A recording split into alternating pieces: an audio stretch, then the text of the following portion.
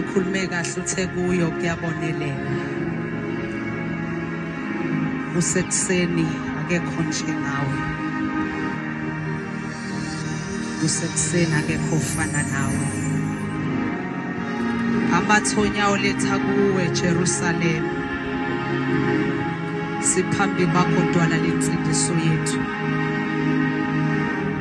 sibonga ukwazi ukuthi asikhuphukelanga ize masehla lapha sokwehla nobusho kuvela kuwe ngoba kuyi intaba yakho kuyabonelela siyakhothamela uNkulunkulu wethu ongcwele siyakhothamela dwala lensindiso yethu sikhuphuke enhlizweni zethu kugcwele ukubonga ngaphakathi kithi kububula ingoma ethi baba siyabonga usitshathe wasithwala kwazi kwala awuvumanga nathi awuvumanga nokubunyawo lethu lushelele sesimi lapha siphakamisa izibongo siletha kuwe yebo zikufanele uNkulunkulu ongcwele lokufanele udumo zikufanele izibongo ufanele inkazimulo ufanele amandla ufanele ubukhosi nakule ntaba alikho elinye igama esingaliphakamisa ngaphandle kwelakho nawetha ke abizwa kodwa wabasebenzelanga abantu kodwa kunegama esanikezwa lona ukuba sisindiswe ngalo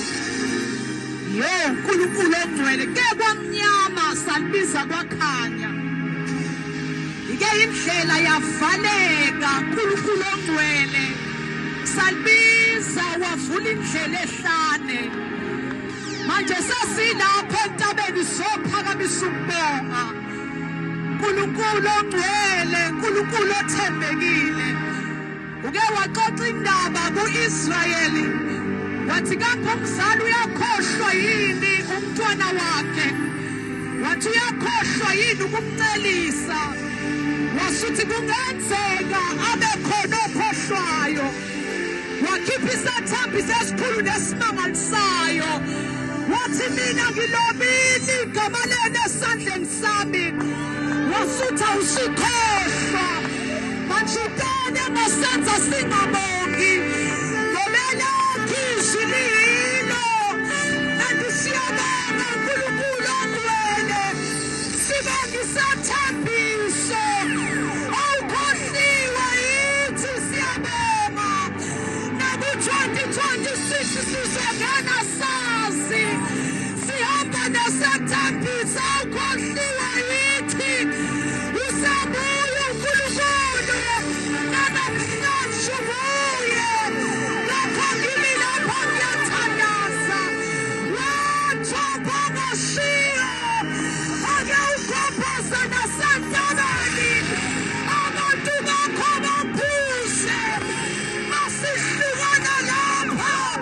bonke bayovula upapi